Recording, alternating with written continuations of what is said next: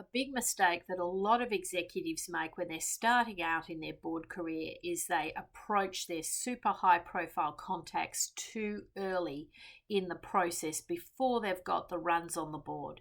Now, we've all got connections in the board director market. Some of us will have more than others, but a lot of my clients will have, relationships with the chairman and the non executive directors on the board. They might even have relationships with the company secretary or the CEO in the organization.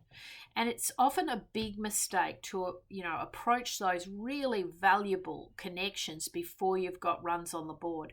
And often what I find is people are approaching their most valuable connections and trying to use them almost like a career mentor. Oh, well, what's your advice? How do I get on a board? How do I get my first board seat? And it's a huge missed opportunity to have wasted that incredible connection who might be able to help you in your board director career, but using them at the wrong time. It's much more effective to go to those super high profile connections when you have some runs on the board, when you've done the hard yards, when you've done the education, when you've secured your first, second, and third board appointments, and then approach those super high profile connections. You'll find that those high profile connections are then able to do more for you. They're able to connect you to the right people. They're able to open the doors for you. They might be able to refer you to a board director opportunity. But in the early days, the best they can offer you is typically some advice. And, I think it's a huge missed opportunity to use those valuable connections just for general advice. Someone trying to be polite to you because they know you.